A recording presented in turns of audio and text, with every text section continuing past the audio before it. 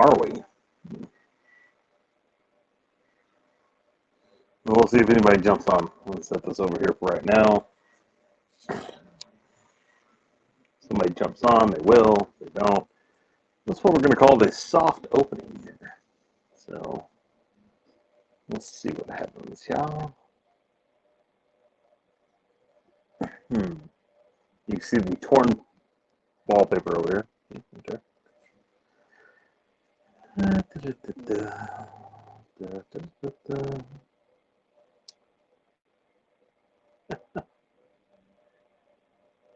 What's going on, Chris Hodges? What's up, Christian?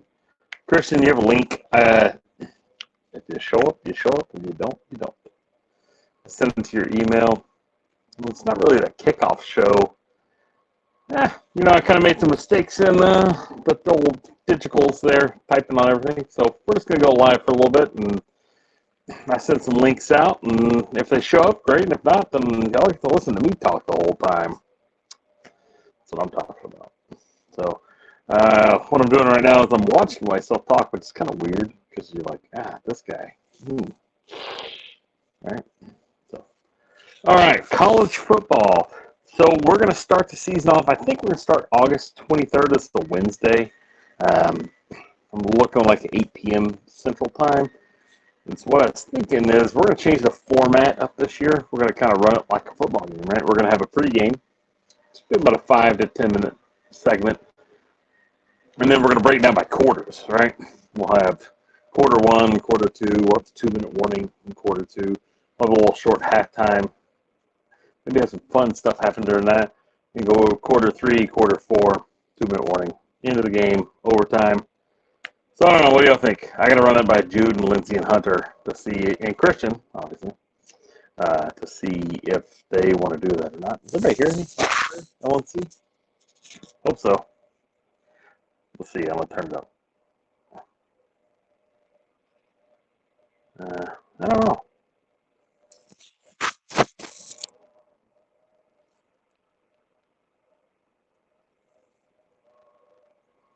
If you're watching, you can hear me. Please put it in the chat. I have no idea why my computer's not working. I got a new computer. Total mystery.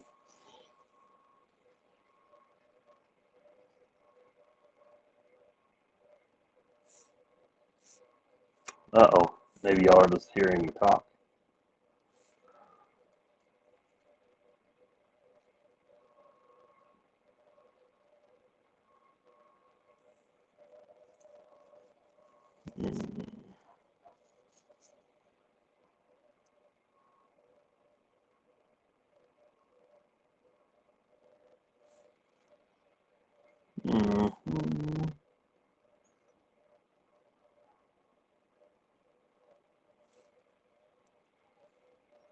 All right, let's sign in here and see what is going on. Oh, somebody left. Can't be good.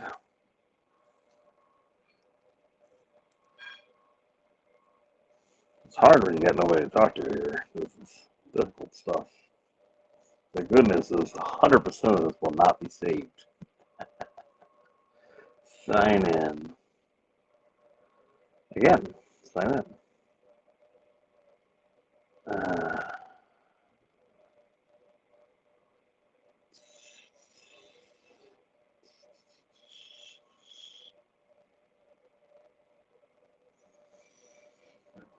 Christian, I sent it to your text me your email address and I'll send it to you again. It's kind of hard because what you're texting me on is what we're filming on right now. I kid because I care.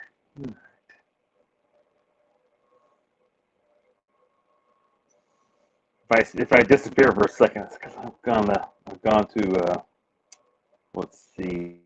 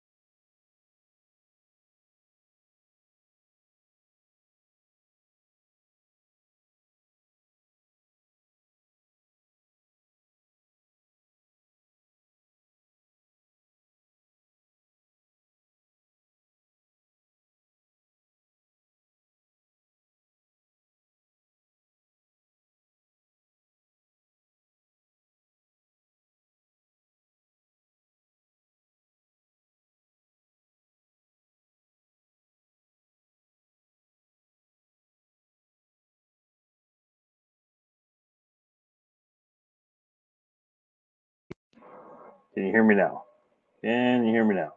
This is why we're doing this now. We're getting through all the technical difficulties. I have no internet tonight, which is driving me insane.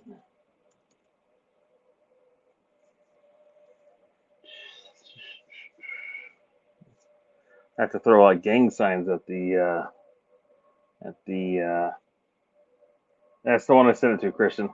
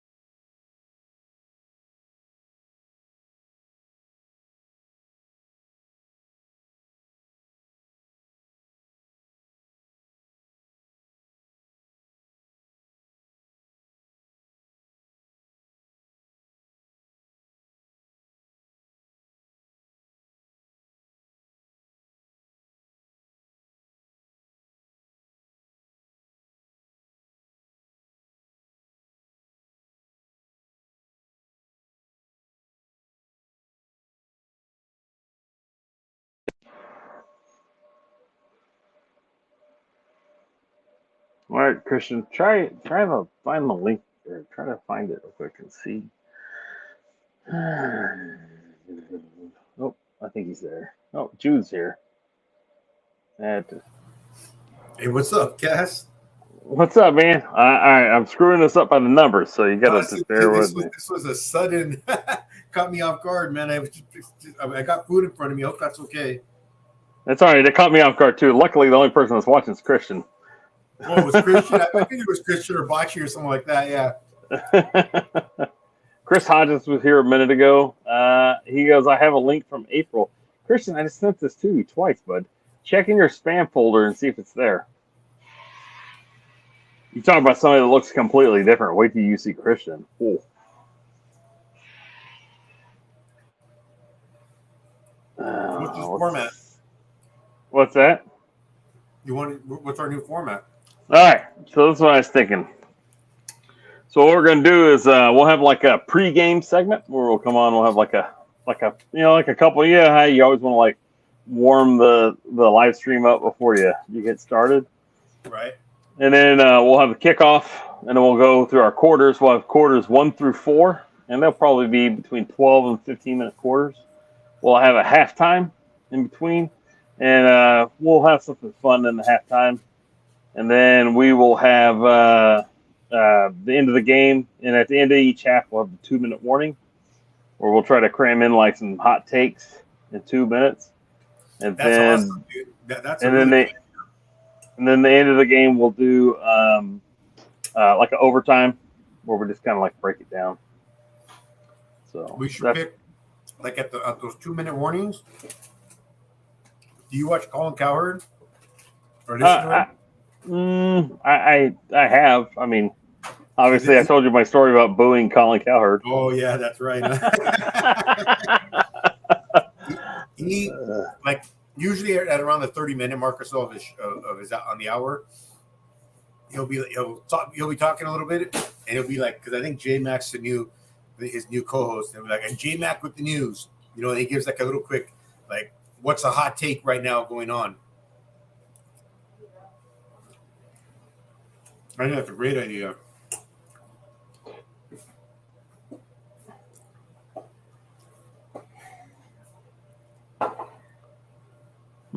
I got this. So I got a new laptop because I desperately needed one because my wife was taking hers back, and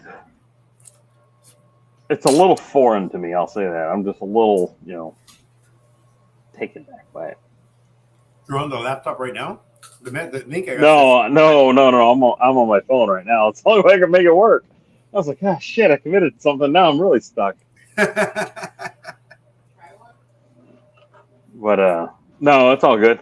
But no, I was wanting to talk to you and Lindsay. Hopefully, maybe Lindsay will jump on here in a minute about the format, and because I know Lindsay can't be on all the time. But I also have a couple of interviews, and I didn't realize how many kids I got playing college football now. And I'm like, man, all these favors you little bastards owe me. It's time to collect. Dude, that would be a great segment. Talking to actual college football players. Yeah. Now, one of them, he transferred from a D1 to a JUCO this year, and then another one's at I guess I don't know if it's football FBS. It's not Division II, but like FBS championship or what do they call? I don't know. Anyways, so one of the kids one of the kids at Texas A&M Commerce, and then another one is at Trinity Valley something. It's not a community college. It's like a JUCO. And Dude, that's freaking awesome, dude. They're still after. So he was the one that came from Texas or from UTSA. He entered the transfer portal. I think he's going to go JUCO route, and then he's going to try to. That way he can get some playing time because he wasn't getting any playing time at UTSA. Because Frank Harris could play next year as well. So he'd be like 28 years old, but. We got another Chris Wanke. Yeah. Or Austin Ani, the guy from North Texas, the 29-year-old. Even that quarterback from I think he went to TCU. I might be wrong, but Brandon Whedon. He's Oklahoma State. Oklahoma State, yeah.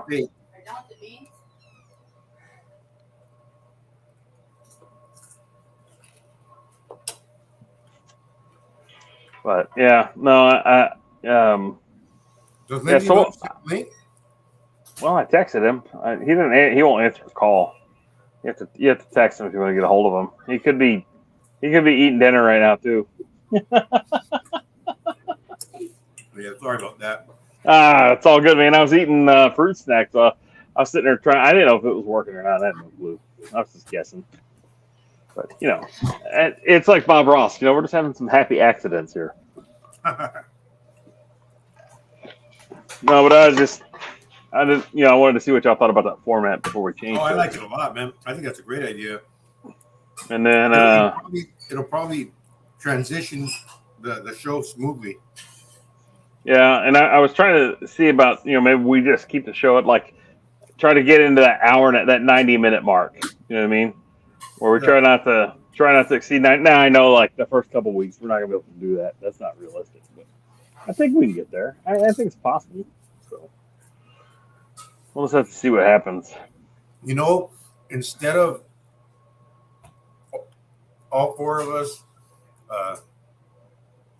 we can all give a score, but instead of all four of us giving our preview of a game, like the top 25 games, maybe we all get assigned a couple of, so that way we can basically talk about the games we're going to watch. Yeah, for sure. Well, I mean, so you're going to have every USC game. Which is good because you'll be covering several segments. You'll have the Heisman watch and you'll have, that going on.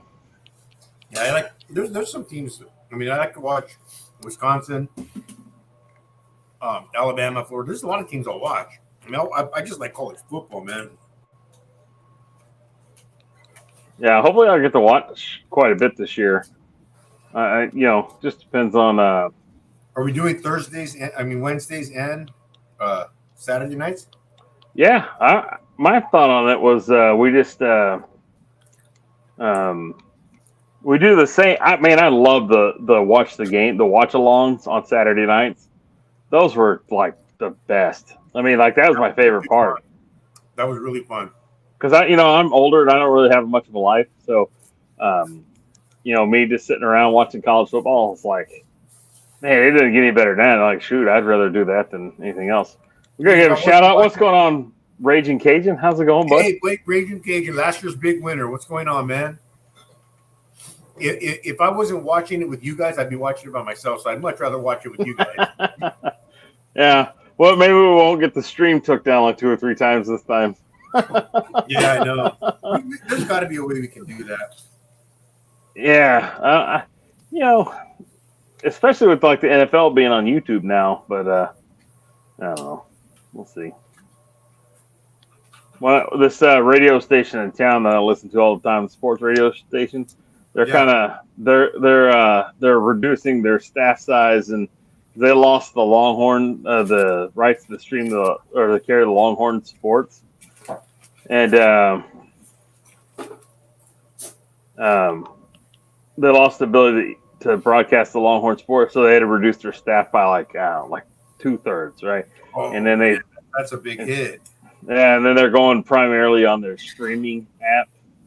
That's what they're trying to push everybody to because they sold their main channel they were on. Because they were on like 2 channels three, including AM signal, and because they're an FM station and it's all local and everything. But they just had a run of bad luck, and it sucks because a lot of the on-air guys are hysterical.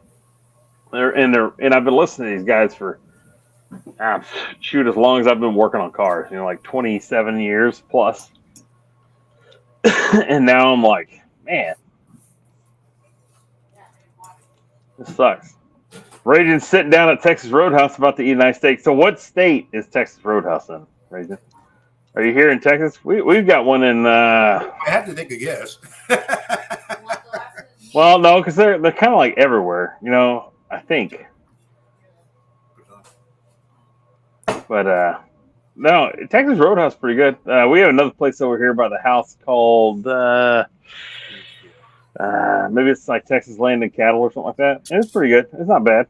And they do a pretty good job of cooking steak because if they didn't, Shelly would let me know. All right. Want to save for lunch or no?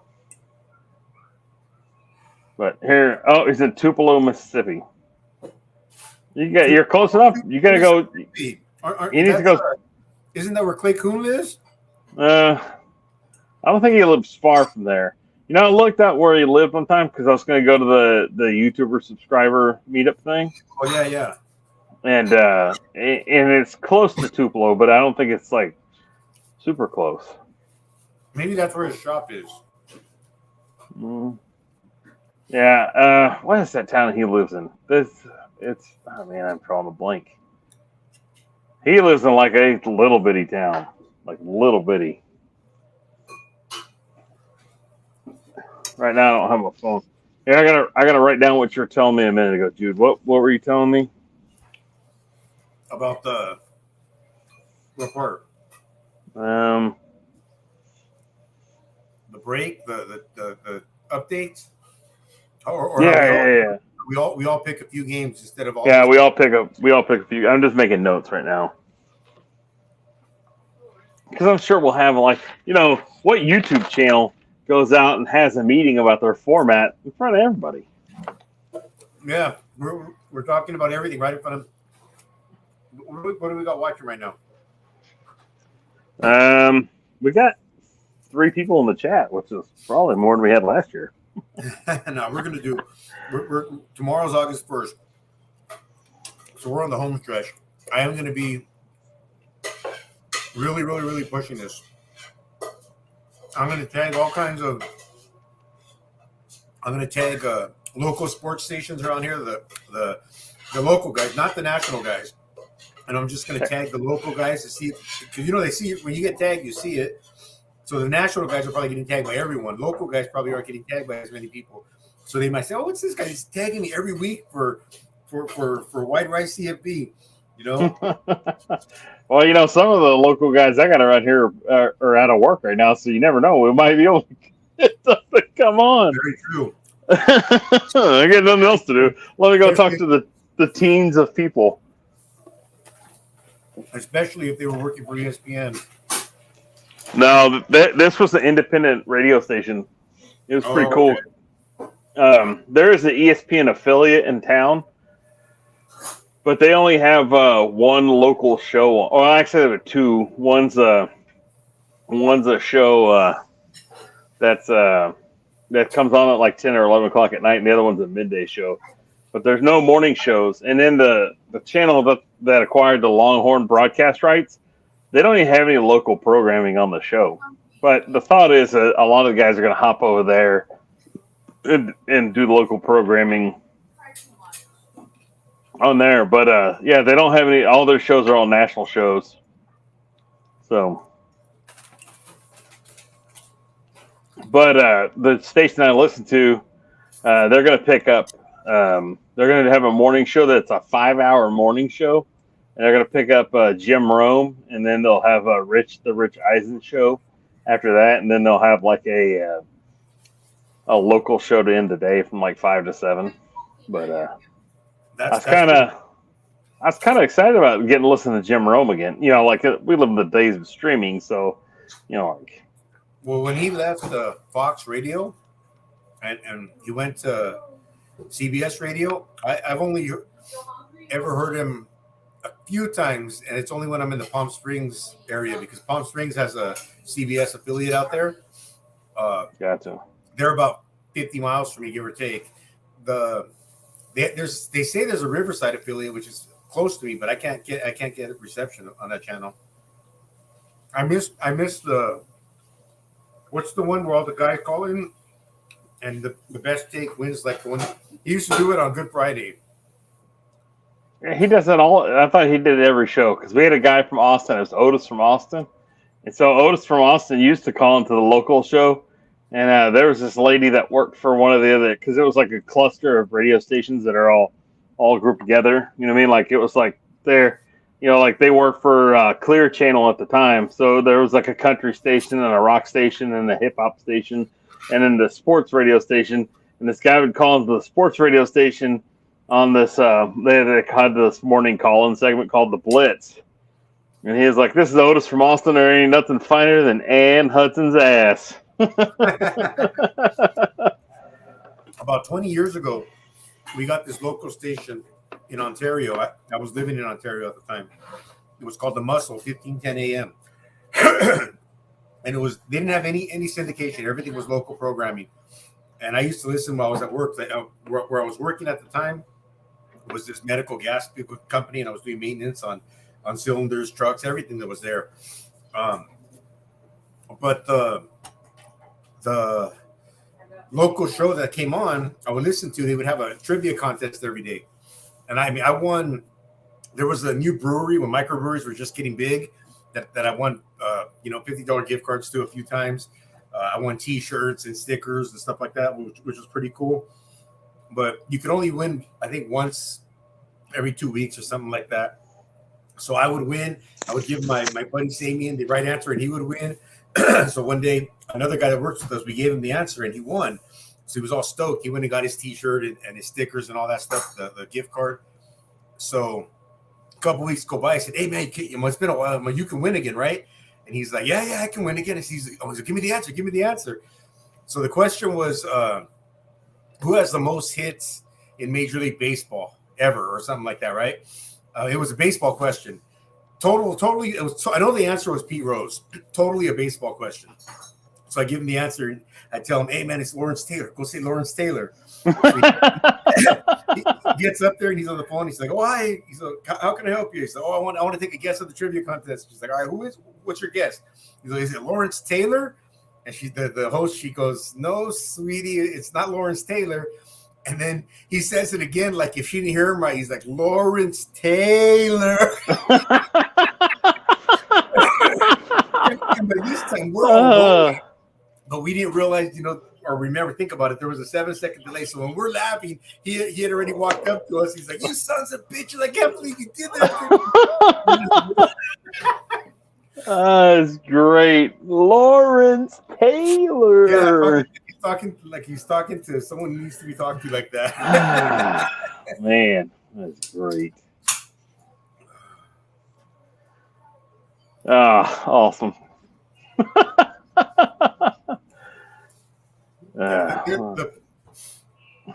I went to go pick up my prize one day. It was real close to where I work too. And when I got there, some other dude showed up with a baseball glove, a couple gloves and a ball, because the host that I was talking to, that I was telling you about, she was going to throw out the first pitch at a Quakes. You heard of the Rancho Cucamonga Quakes? It's a Dodger affiliate. She was going to throw out the first pitch for their game. And he was there to show her because she's like, I guess she was saying it on the radio. I don't remember catching that part, but he told me, he's like, oh yeah. Hey, hold on just a second. Hey, Region, have a good meal. We'll talk to you soon, bud. I don't have access to my chat. And I'm afraid to touch any buttons on my phone. So have a good meal. It's good talking to you. But the girl didn't even know how to throw a baseball. He was there to show her how to throw out the first pitch. You know, that's something we got to do if we do another sports card show on yours. Is talk about have like who has the worst first pitch of all time. Like the worst first pitch, the worst seventh inning stretch song. You know what I mean? Like who has the worst? Yeah. What's going on, Pat Paulson? He says, What's up, "Boy, I missed the marathon of Luchin the Wolf Boy for this. Well, hopefully I'm doing you a favor." How you doing, man? But yeah, but we got to have like the worst first. Oh man, there's so many good worst first pitches. I think the worst first pitch I ever saw was either 50 Cent, because I don't even know if that was pitch. Was that a pitch?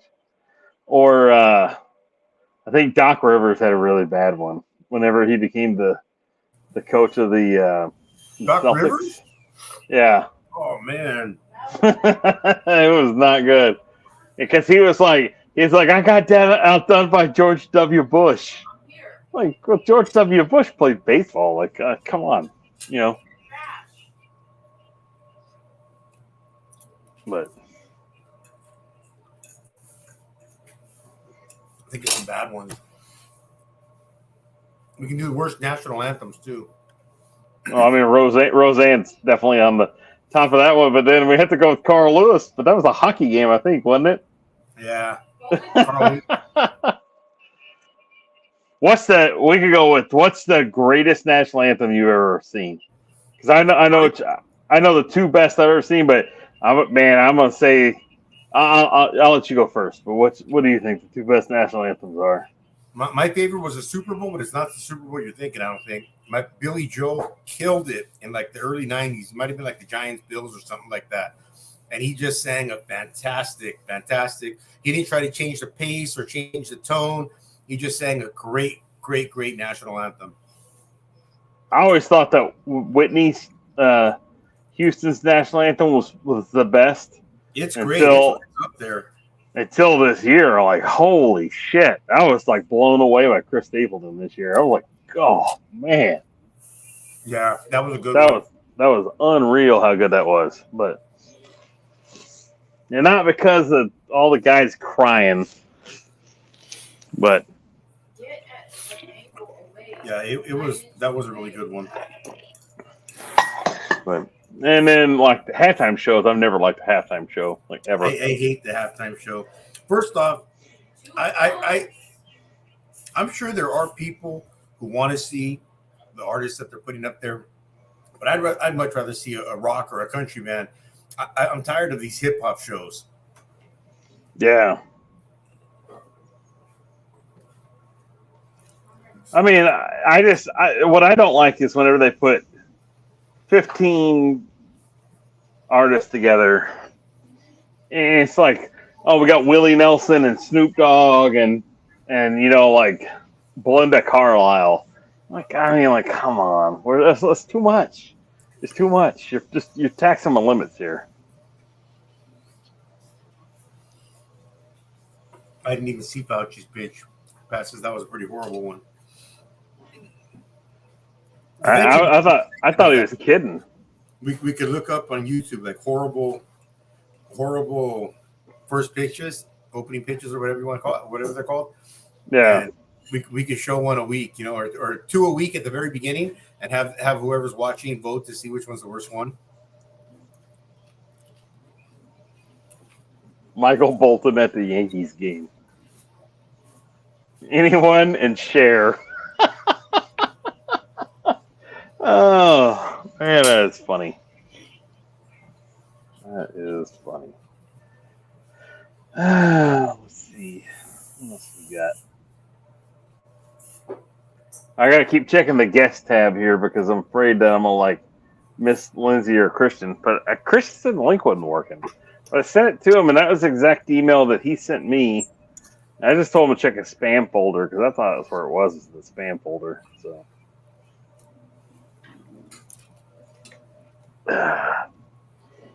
One thing I notice sometimes, if you send an email and you know how you start to type it, and then the I don't know what they call it, AI or whatever tries to guess what you're saying. Yeah. If you touch it or hit enter, so that what you wanted goes on, just say, whitericecfb@gmail.com, and you hit it, it hits whitericecfb@gmail.com, but it puts a space in between the M, and you have to backspace, otherwise it's not going to send the right one. It thinks it's wrong because it sees a space. Hey, your video for TTS was awesome, dude. Thanks. Yeah, and so I had it different, and I had it all ready to go, but I repeated myself on 2 segments, and not like how I kind of had like the running theme of repeating myself the whole time, and it was cool. And I kind of wanted to do that. I have a better idea for how I'm gonna do it next time, but I had repeated myself with the cars that I was showing. It was I did the videos like back to back. So when I was editing it, I was like, I didn't like either one of them, so I cut it out, and it ended up being like 3 minutes of content. So, no, that's a good video. That's perfect right now for what we're doing. I think we'll get to the videos where we're doing 79-minute videos. Anthony said he wants to do 20, 30-minute videos. I think it's hard to keep an audience's attention for that long. Yeah, what I think, like, people, I think that standard that everybody wants to try to do is like 12 minutes. I think is like to keep the retention level. I don't know. It's all that Kentucky Fried Story. Like he said, she said, they said, and so I was like, I don't know. But now we got to think about what we're going to do for August as well. Probably ought to have a TTS stream at some point too. We need to. When somebody put up an idea for August, I haven't even checked my phone yet. I'm gonna have to do that here in a minute. But my video, it'll be up tonight before I go to bed. Yeah, you just gotta get it in by midnight. Yeah, I got 2 extra hours than you. Yeah, that's all right. I got a head start on you though. I'll wait for Hawaii is technically a state, so I get 5 extra hours. I don't know where the international date line is, but 30 minutes in front of that is what we're looking for. But we'll have to see who our special guests are this year. We got to talk Joey into coming back. You know what I mean? Somebody's got to cover the D2 schools. And I think he'd do a pretty good job of interviewing people as well. Yeah, because I think he says he's not made for YouTube, but I think he does a great job whenever he's on a stream. Yeah, I mean, I always like to have Joey on. We're gonna have to keep pushing him. We'll just have to talk him into it. We'll start talking about him right now, and he'll pop up on Instagram. I'm telling you. I almost guarantee he's watching. He was texting me on my cell phone. It's 7 now, so I got home about 6, maybe 6 o'clock. We were texting for a little bit. He just got his Mac dealer showed up at his shop today, and he got I think an Anthem. I'm not sure it was a Sledge. I'm not sure if it was an Antivibe or not. But he's still working at the same place, or did he get a job working in the shop? No, he's still doing the same thing, but he's not for the lack of effort. Yeah, he'll find his spot somewhere. Yeah, I always like the when he'd send me like 47 messages in a row. I'm like, I'm not going to answer 2 of them in a row. I was like, golly, Joey, killing me here. So I can't. I need to look and see when the first game of the season is, because I know we have this game in Ireland, and then we already had a coach fired, and the season hadn't even started. Who got fired? The guy from Northwestern. Oh yeah, that was because of the Pat Fitzgerald.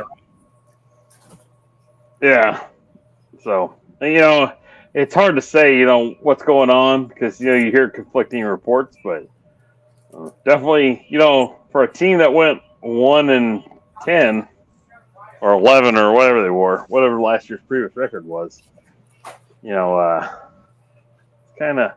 Can you send me another link? Because I might have fixed it. All right, Christian, I'm going to try this one more time. Jude, if I lose you, I'll be right back. All right.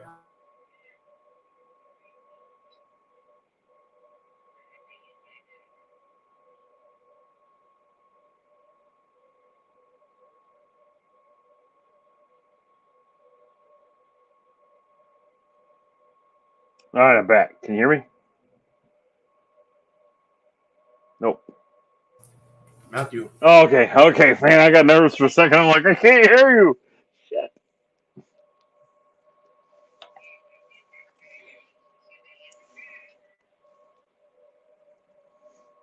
I wish I could get this thing up to work on my computer, but my computer is, thanks.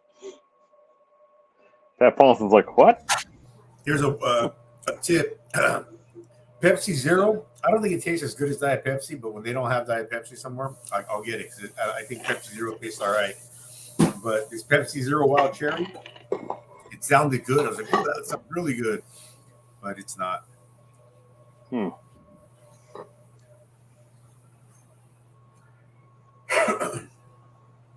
Pat Paulson says, turn down your radio. You hear it echo? Or am I squelching? I don't hear an echo. Am I echoing? No.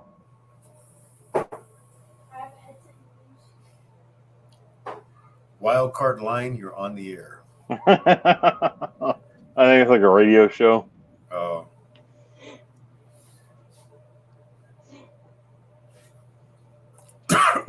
It's too bad that we can't have like a text in line or a call in line. You know what I mean? Like, I know like people can send like messages on there on stream line, but you know what I mean? Like we get people to call in, cable access. They're like, man, your show really sucks. And you're like, well, why don't you stick around and we'll make it better. Do you remember Wally George? Who? Wally George? Oh, he was just the Southern California thing. It was PBS or public KDOC, which is like a. You remember when the channels used to be VHF and UHF? Yeah. He was a UHF channel 56, and he had this show on that was on for years. It was Pat. I guarantee you, Pat knows who he is. Pat, you remember Wally George? He used to have some stuff like that where guests would talk trash to him, and he just laugh at them and. Wally was there before Jerry. For those of you who don't know. Back in the day, Alex Jones used to be on cable access here in Austin, and I had some friends that had a cable access show after his, and so they're like, yeah, come down and meet Alex. So we go down there and we meet Alex, and I'm like, I was kind of like, I wasn't starstruck, but I was pretty like, it's Alex Jones. That guy was such a prick. I was like, get lost. I was like, I'll show myself out. And then I hated him forever and ever and ever. And then I still don't care. I still don't care for his personality, but I like some of the content he does. Yeah, I think you would have liked Wally George. Yes, Wally George, the hot seat with Wally George. Or Wally George in the hot seat. Yeah, I remember that.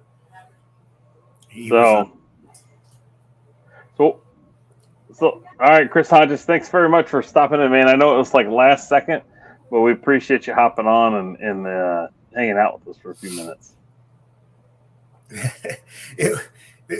We can be honest on our first live of the year, right? I texted Cass. I'm like, dude, did you set up a live for today? He's like, did I? And he looks at me, he's like, oh crap, I must have. He's let's go on for a few minutes. Hey, you know what? It's like Bob Ross. We just had some happy accidents. That's right. Oops. But any big games you're looking forward to this year? Texas and Alabama. I mean, that's the. If Texas is going to be for real, they got to go to Tuscaloosa and beat Alabama. Is that week 1? Week 2. Week 2? I want to see what the Pac-12, the top upper echelon of the Pac-12 is going to do, because Oregon's got another year under Dan Lanning. Caleb Williams is his last year of college football. This is Lincoln Riley's second year. Yeah, second year. But Pac-10's falling apart, dude.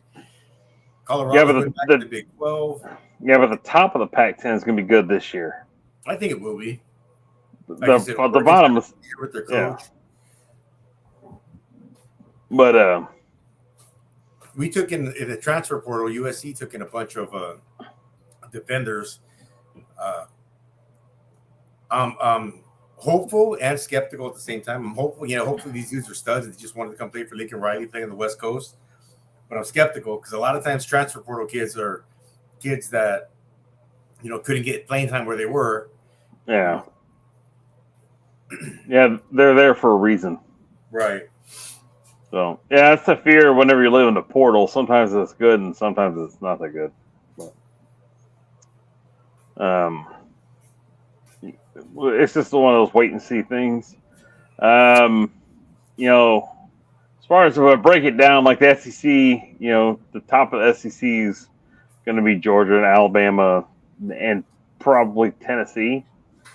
And then top of the ACC, you'd like to think it's going to be Clemson, but shoot, you don't know. I mean, they're going to have a tough road to hoe this year. So, how do you think Ole Miss will do this year? I'd like to say they do good, but they have senior leadership at the quarterback position, so Jackson Dart. They should do well. But you never know with Lane Kiffin. They just not that he's a bad coach or anything. He just sometimes his teams start off really well, and sometimes they're kind of slow to start off with. So, and then the ACC, though, I think you could have a kind of a dark horse team maybe become relevant again, and I'm not talking about Miami. And then a dark horse team in the SEC that we need to watch out for is going to be South Carolina. I think that they have an experienced quarterback who kind of knows his ways and what his struggles have been. And then you have a coach that, for all intents and purposes, should be the Vautech coach, but he's not because they didn't want him. They wanted to go a different way. And so he's kind of showing them every day that they should have. What the French toast? Hey, are you a moderator here? Berries or not? Konnichiwa.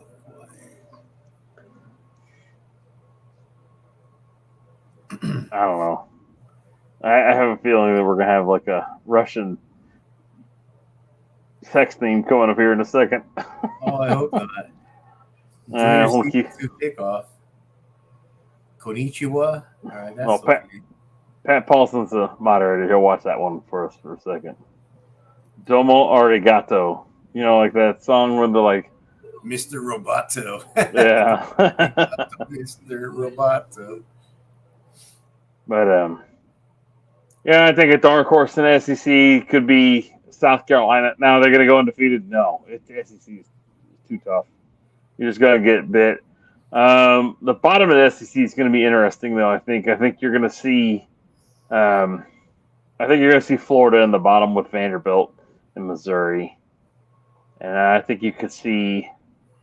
As much as I don't want to say this, Mississippi State, I think they could be down just with the loss of their coach.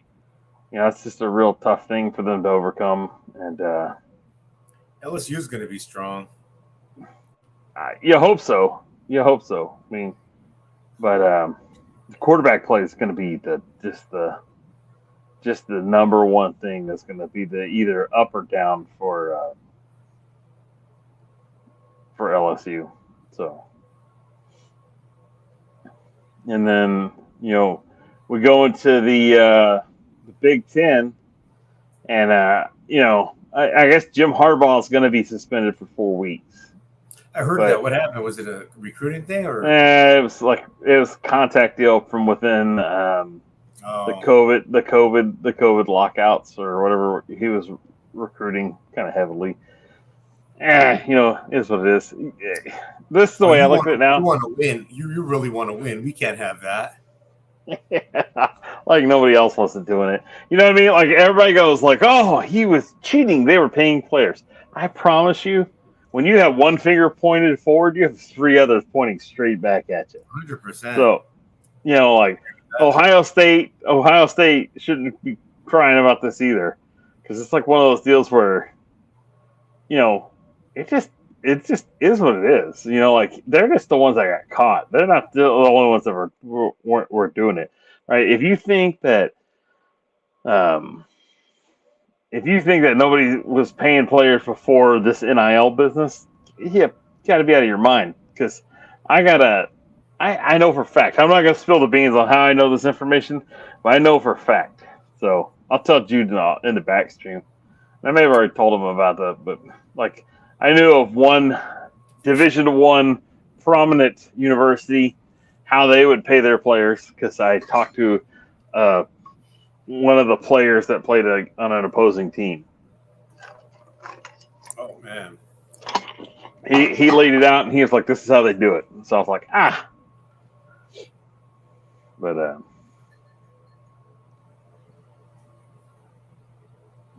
and now with the NIL, college football is $1 billion industry, right? oh absolutely. There's tons of money. If those guys can go out and make themselves some money, because I used to think like, oh, they're getting an education, and they should be happy with that. And then as I got older, I'm like, man, no way. They should be able to earn, as much money as they possibly can. And what's the difference between, them making money off of their name, image, and likeness while they're in college versus them making money working a job while they pay their way through college? It's a job. They're doing commercials. It's a job. It's work. I mean, granted, it's easy work, but still, look at that girl. She's an LSU gymnast. That girl's killing it with NIL. I mean, D1 athletes. I mean, they're not just like goofing off all the time. They're not living in, it's not easy. Yeah, one of the jobs I had when I was younger was the owner's 2 sons were USC graduates, and they used to bring in a couple of kids every year to work in, like, it was I guess the most entry level job you could find at that it was a beverage distributor. But it was the most entry level job you could find there. They were like getting broken packages of Snapple or Coors Light or whatever. And if there was 7 cases of pink lemonade that were broken, they tried to make as many good cases that they could, cleaning the bottles up and repackaging them. Easy job. But those guys were minimum wage jobs. But I'm pretty sure that the dudes from USC weren't making minimum wage doing that. Yeah, they had in Oklahoma, they had Rhett Bomar. He was working at a car dealership, and he was making $40 or $50 or $60,000. I can't remember what it is.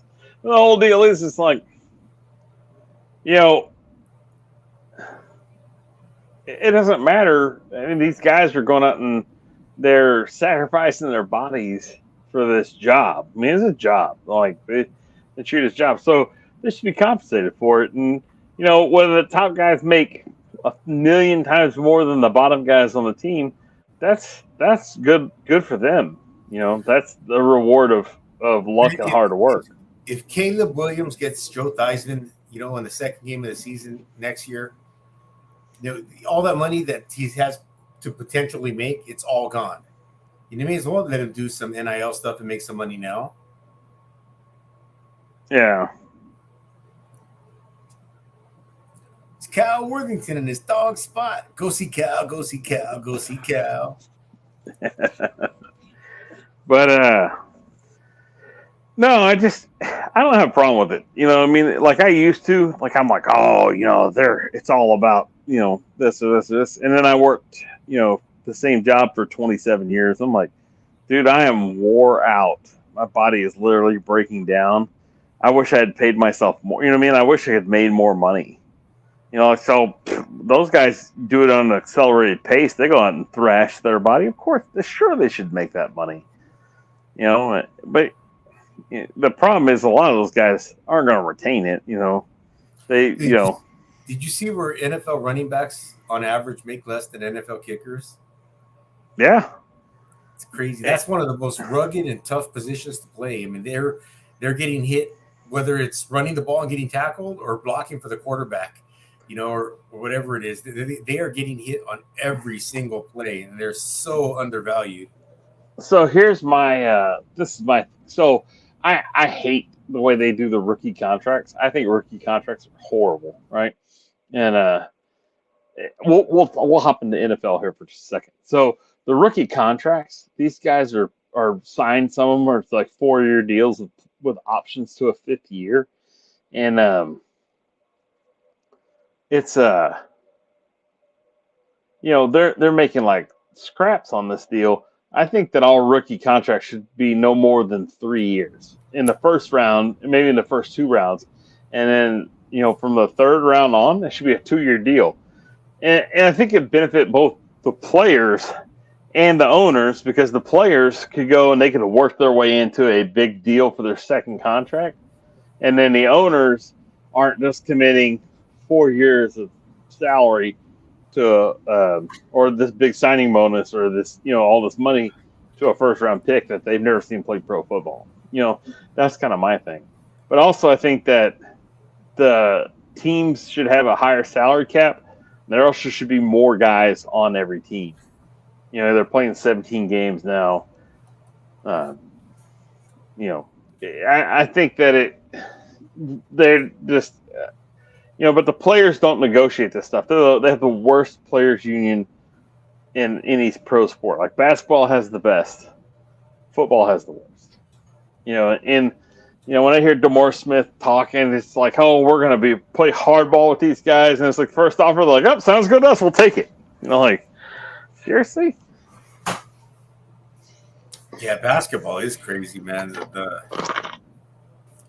These players, when their contracts are up, if they make first team, second team, or third team All NBA, that's considered an All NBA player. There's 15 people who can be All NBA players. Then they're entitled to a supermax, which is like $110,000 more, $110 million more than any other team can offer them. All right, so these players are signing that contract because they want what they call, I guess, now they're calling the bag. They want their bag. All right, cool. You signed your contract. Now play your contract out. They don't want to play for the teams that they're signing for. They just want their money. So then they play a year or a year and a half. Then they demand a trade. Oh, I don't like it here. I want to trade. I want to get out of here after they're already getting all that money. And I think that's scary for the league. Yeah, I mean, I don't want to watch enough basketball to be like 100% up on that, but like football contracts they're all team controlled. Like the team has like the market on the contracts. Now with the Cowboys, Zach Martin's holding out on the Cowboys, and he wants more money, right? But the Cowboys have openly said like, hey, we can't give you more money because we have to pay Micah Parsons, and this is one of those deals where I believe that the salary cap is higher that the Cowboys to pay everybody. But when you look at how it works, is not everybody on the team can get paid, and then he was paid pretty highly paid on his second contract. But now that other guys in his position are starting to get paid, like there goes, the price goes up, and so he wants to make more money because he's woefully underpaid. Granted, it's like wear and tear on your body, but sign me up. I would, if I could do it, I would do it. Like I would do that in a heartbeat. That's like life-changing money right there. Yeah, I agree, man.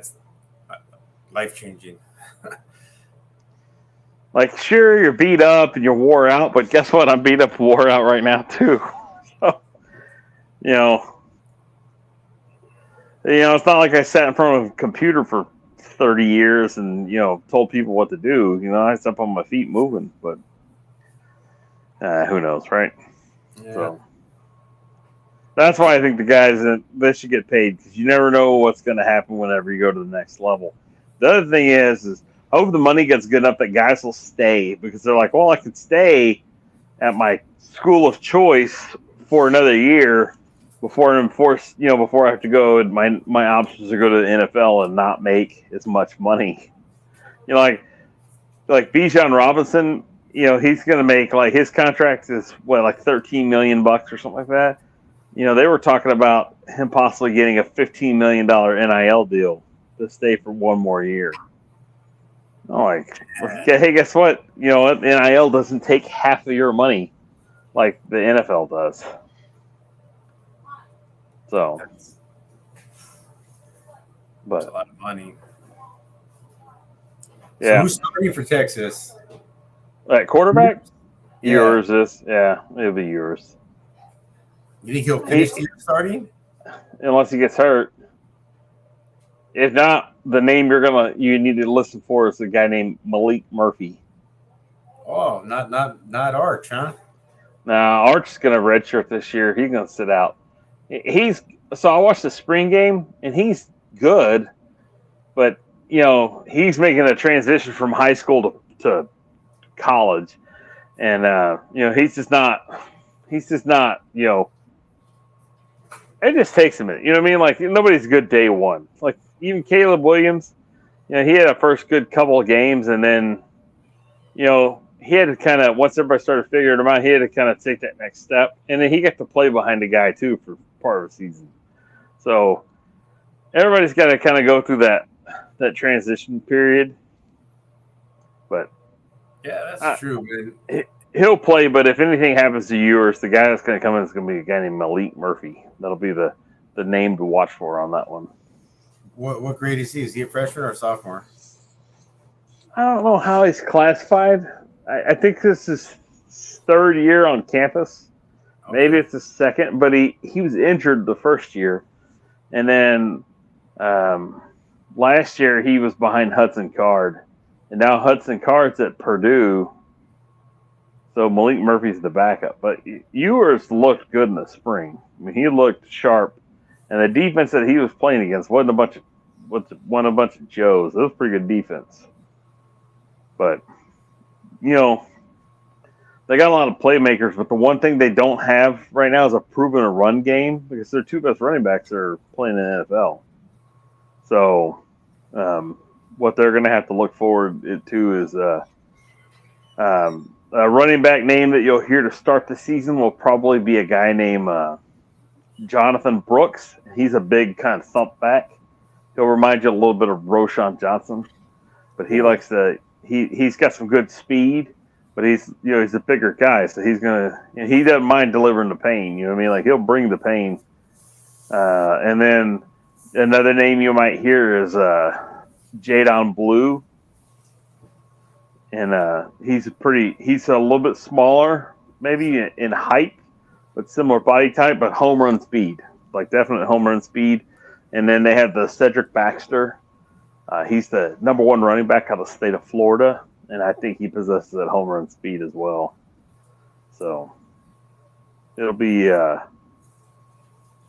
interesting to see who gets it. And then they have like Keelan Robinson, but Keelan Robinson's going to be your Deebo Samuel type, where he'll take like a toss sweep or like a little hitch pass or something like that, and if he can catch it, then he'll be gone. He's just got that home run hitter speed.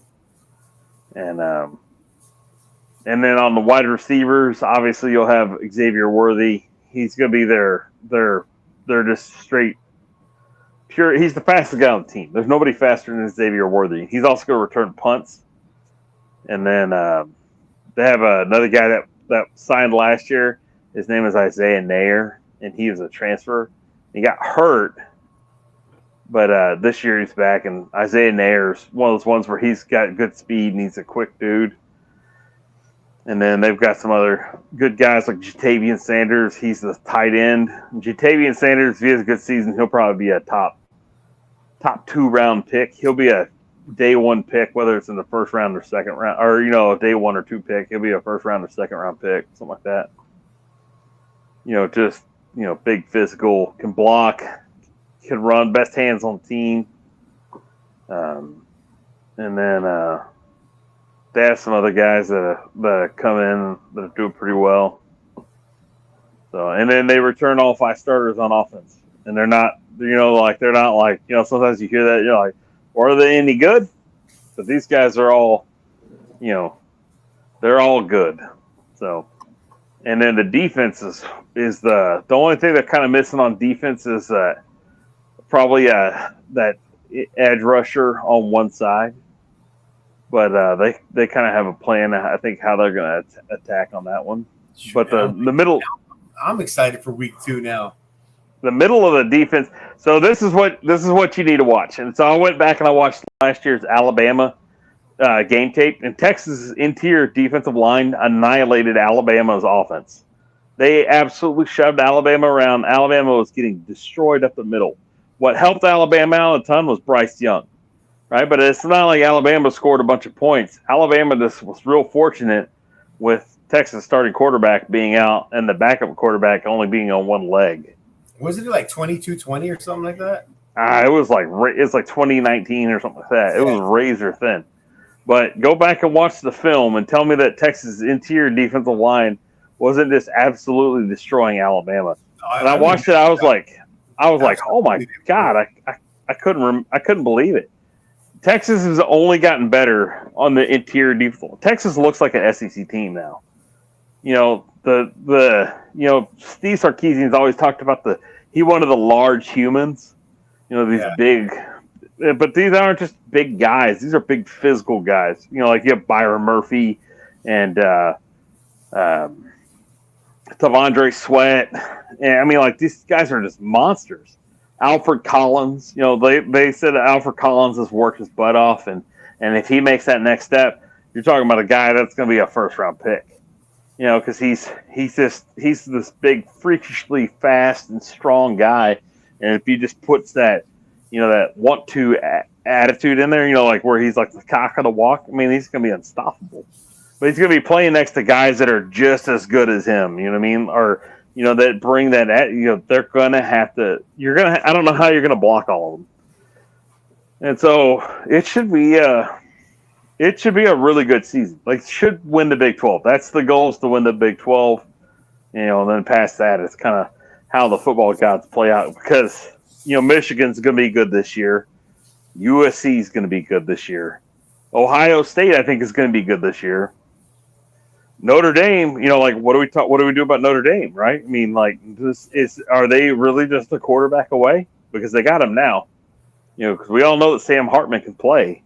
So if Notre Dame is a quarterback away, they're there. You got the number 1 football recruit from 2 years ago, and at a quarterback at Clemson, and Cade Klubnik. Is he ready to turn Clemson back on? Where did DKU end up? He's at Oregon State. Oregon, right? Yeah. Oregon State. Oh, Oregon State. Okay. But he's still playing. I don't know what they're gonna. I don't know how that's gonna play out. Oregon State's a good team. They're a good sleeper team in the Pac-12, but they're not playing for the Pac-12 championship. No.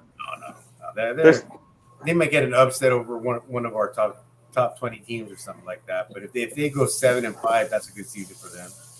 There's 3 teams in the Pac-12 right now that are contenders, and everybody else is pretenders, right? It's USC, it's Oregon, and it's Utah, and everybody else after that is all pretenders. And I don't care what the quarterback at Washington's going to do. I'm not buying. You know what I mean? Like, it's just the body of work is going to tell you. And I'm going to tell you right now, Oregon's defense is going to be really, really good. Offense, I'm not sure about. I don't trust Bo Nix. So, it's hard to tell, right? Like, I mean, like, are they going to be really good or are they not? Oregon and Utah both have like some kind of portal for those Polynesian kids, man. Those big, tough Samoans and Tongans, man. Those dudes. I don't know why it's like a portal straight to USC gets a big time like star of like once in a while, Yeah. But Oregon and Utah, they own that portal. Well, a lot of poly guys are part of the LDS church. Yeah. And so Utah's a good natural fit for them if they don't want to go to BYU. But the head coach of BYU, Kalani Sitake, he's Polynesian, so, and he's a member of the church. What's going on, Diabolical 58? Thanks for dropping by. We're just having a little. Yeah, what's up, John? How are you doing, man? Just have a little pre-game chat here. You're joining the mini that are watching. And mini, we mean that MINI. But yeah, I mean, I think by week 5 we should know what the college football landscape's gonna. We're gonna eliminate like a ton of people by that time.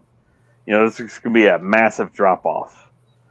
So it'll be interesting to see. I want to see what I want to see what the ACC looks like.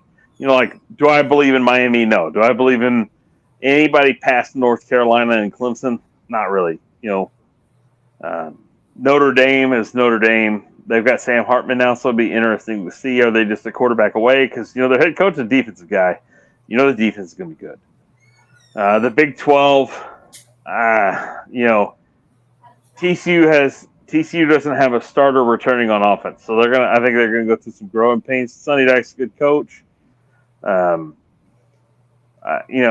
far as Oklahoma State and all that go, and K-State, K-State's probably the second highest rated team in the Big 12. What does K-State have to offer? They got a good coach, but then again, they can be limited. Like K-State's not going to be able to go and beat you with 2 ways on offense. They're going to, if you could shut them down from running and you bully them around, they're going to make a lot of mistakes, and they'll be easy. I think they'll be easy, not easy to beat, but they'll be easier to, like they'll be easier to handle. Iowa State, Matt Campbell, everybody has this like mythical Matt Campbell. Every year they get worse under Matt Campbell. I don't see them getting any better this year. They may win some games, but they're inept on offense. Defense is John Haycock. He's gonna really show you what he's got. But other than that, other than playing with 3 safeties, he better be able to stop the run of the pass because he's gonna get a lot of it from a few different teams in the Big 12. Dave Aranda and Baylor, the offense is gonna have to progress more than it did last year. Texas was able to go and just salt away the defense with just a solid running game against them. So it's hard to tell. Texas Tech, enjoy your last season with Texas in the Big 12, and then, you just wait till next year whenever you're the big dog in the little conference or big dog in a middle I don't know how you put that. But I don't, Texas Tech, I don't really like the coach of Texas Tech. I just think he's kind of, he's just selling the bill of goods. You know what I mean? And Kansas, they are what they are. They'll get good-ish, and then they'll just run into the buzzsaw of Big 12 competition. Like it is what it is. So, did I forget anybody in the Big 12 that's notable? K-State, I got K-State. Oak State is Oak State. Oklahoma, but I don't know what they're going to do. I don't trust them. I just don't trust them. If Dylan Gabriel is healthy and he doesn't get hurt, then they got a better chance of being 8-4, 9-3. Hate to tell the Sooners that, but I'm not a big fan of Brent Venables and where they're headed right now. You'd be a whole lot more scary if you had a guy named Jeff Traylor there, and I hope they don't get him. Hope he stays. Hope he goes to somewhere else. You know what I mean? Yeah. But the Big Ten. I don't think you're going to have a sleeper team in the Big Ten that's going to just outright surprise you. I think you're pretty standard with Michigan and Ohio State. And the only reason I put Michigan over Ohio State is Michigan beat Ohio State, last year. So I don't really see, it's until you see otherwise. Now is Ohio State bad? No, I don't like Brian Day, but I think he's a good coach. I think he's going to put a good product on the field. But it's like Michigan or Wisconsin. Is not Michigan, Minnesota or Wisconsin, or Penn State going to do anything? I don't know. Penn State might be the only underdog you see. Their quarterback coming in is pretty good, but is Penn State going to be? Do you think Penn State could beat both Ohio State and Michigan? That's asking a lot. Yeah, I don't know. They'd have to play them both at home, and I think they'd have to have weather. But Jim Harbaugh he's become big game Jim. You know what I mean? Like he can coach these big games up. So, used to you'd be like, oh, Harbaugh's in a big game. Good luck. I think the TCU game, I just don't think they knew how to attack TCU properly. I think TCU was this enigma that came in. They were like, oh man, we don't, they tried to, we got to stop what they do best instead of hey, let's focus on what we do best and survive what they do best, and then just salt them away. Georgia didn't have to worry about that. They came in there and TCU just mistake their way out of the game. Yep. So, but and Georgia's one of those teams where you couldn't make any mistakes. They were just going to put you out. But is Penn State a team that can recover from a bunch of mistakes? I don't think so. I think they'll struggle past that.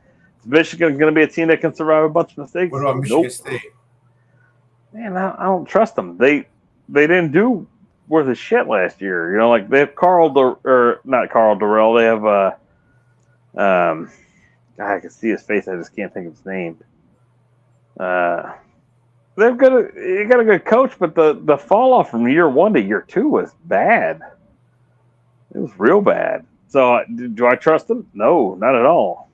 Well, it's going to be a fun season, that's for sure. And I'm looking. Oh, absolutely. Another thing I'm looking forward to is our Salute to Service, man. Can't wait for that to be back. That's gonna be so much fun. What's that? The Service Academy, the Salute to Service Academy. Oh yeah, dude, that's got to be in the every week, and we've got to do that. Yeah, and then my favorite parts of all the streams last year. Oh man, and then getting to watch the game with the Merchant Marine Academy and the Coast Guard Academy. I thought that was so cool. It was. And they have a couple guys on there that can play, but you can definitely tell the difference between D3 and D1. Yeah. And then I'd like to cover some more D2 throughout the year. We get Joey, man. Yeah, Joey's our D2 guy. I'm gonna work on him. I'm gonna try to lean on him a little bit. Yeah, because he definitely can. He can bring you something for D2 that just we can't, because he's got that built-in background to it. You know what I mean? He's he's in that zone. Yeah, he can do way more than we can. But I just like to see what Joey has to say. And then Hunter, I don't know how much interaction Hunter's going to have right now, and then it could get a lot less in October. But he'll be around. In worst case scenario, we'll just get a short take of his and we'll just put it up there. Any kind of content with him on is awesome. Yeah. Hey, dude, I'm gonna have to get going, man. I got a couple things I still got to go do tonight before stores close. Man, and I'm with you too. I got something big I got to do tonight. So I appreciate you hopping on. I appreciate everybody for hopping on and watching. For an accident, this was a pretty good stream. It was a good stream. Yeah. But Jude, thanks for hopping on, and then I'll talk to you in the backstage this week sometime. You and Lindsay and Christian will come up with a plan and kind of solidify everything. Everybody, thanks for watching. Remember, Wide Right CFB, we're going to kick off, I think, Wednesday, August 23rd. I think I have the dates right on that one. So just check it out. Tell all your friends. And we're going to have some big-time stuff happening this year. We're going to have actual college football players on there. We'll have some great interviews. And as always, you'll get the three of us. The three amigos will be back. So we will see y'all this season. Jude, you got anything to say before we check out? Yeah, man. You remember, you can't spell SEC without the letters S and C. Fight on. All right, guys. Thanks for watching. We'll talk to y'all later.